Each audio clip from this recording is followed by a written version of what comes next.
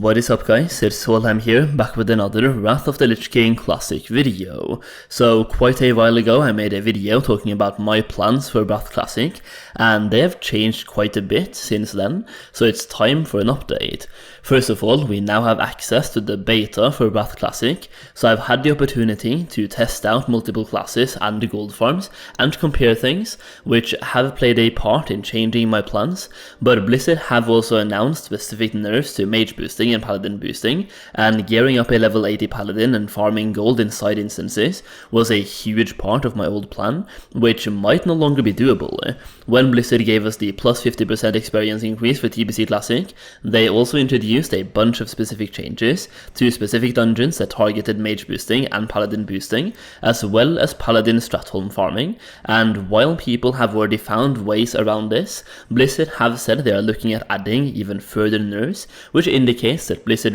really don't want us to farm gold this way, and personally, that makes me not want to put all of my eggs into that basket, since I'm pretty much expecting it to not be a viable option in Wrath. So what are my new plans? Well, let's talk about classes first. I'm going to go with a Druid first with herbalism and mining. This is the easiest play when it comes to gold making and gold farming. The demand for materials from both herbalism and mining will be absolutely through the roof in phase 1 of Wrath Classic, and it's honestly just going to be such an easy and amazing way of making gold.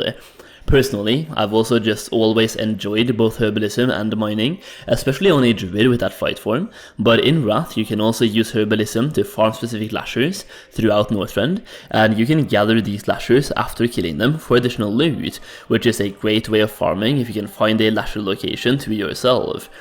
Herbalism will be the best and easiest way of making gold throughout the entirety of phase 1 of Wrath Classic because of the Darkmoon Card Greatness trinket, which is best in slot for multiple classes and is gathered, it requires an ungodly amount of materials including Eternal Life, which is gathered mostly through herbalism. Mining will also be great because the best professions for a lot of classes when it comes to raiding is engineering, jewel crafting and blacksmithing, all of which requires materials from mining in order to skill up. Therefore, having a character with both herbalism and mining in phase 1 of Wrath is actually going to be insane. Next up, I'm also planning to level a rogue, and I already have a level 70 rogue for this, and I'm planning to raid on this character. The reason for this is that rogues can actually farm a hefty amount of gold later in Wrath, they just need a little bit of gear first. For example, there's a 1000 gold per hour farm that is pretty much only accessible for rogues, which takes place in Karazhan, and while I have not tested this on the beta, because it requires some items that are not accessible yet on the beta, plus some plus some gear from later raid tiers, unless Blizzard adds some anti-farming mechanics to these mobs like they have done for stratholm farming, or they straight up nerf the loot table. This farm is going to be absolutely insane later in Wrath, which is why this rogue is not my main priority, because the farm itself is a little bit gear dependent, and will most likely only be doable from phase 3 or phase 4 onwards.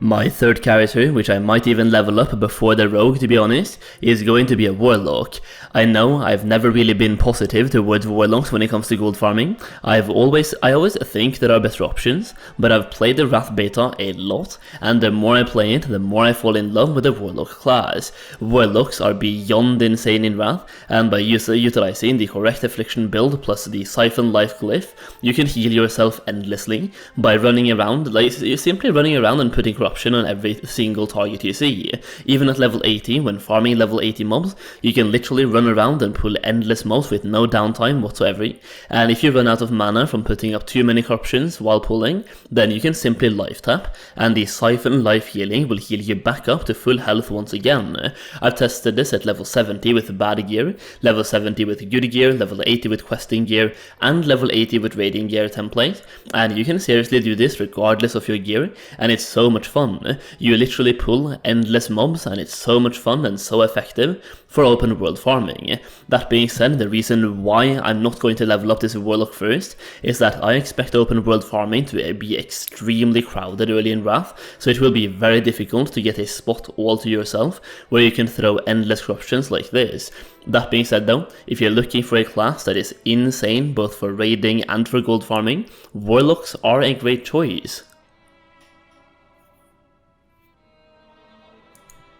This is also the perfect time to shout out my Wrath Classic Gold Guide, where you can obtain even more information about all of the classes, specifically when it comes to gold making in Wrath, as well as any other gold making information that you need. This guide is currently a 93 pages document, and also includes access to an exclusive gold making Discord for Wrath Classic, so if you're looking to make as much gold as possible in Wrath Classic, make sure you check out that gold guide through the link in the description, and use code SOLHEIM for 50% off. So let's talk professions. My Druid will have herbalism and mining, as I've already said. My Rogue will have engineering and jewel crafting. Engineering because the bombs and damage output is needed for the farms, and jewel crafting for those extra stats and that jewel crafting daily quest. My Warlock will have herbalism and engineering for open world farms. Herbalism because you can farm lashers and gather them with herbalism for extra herbs and crystallized life, which you can turn into eternal life, and engineering because you can grind mobs next to gas clouds while waiting for the gas clouds to respawn, and then you can use your mote extractor to extract those gas clouds. I tested this for quite some time while farming eternal lives in Wintergrasp, and eternal fires in Wintergrasp, and having engineering and sucking those gas clouds increased my eternal life or eternal fire gains by about 35%.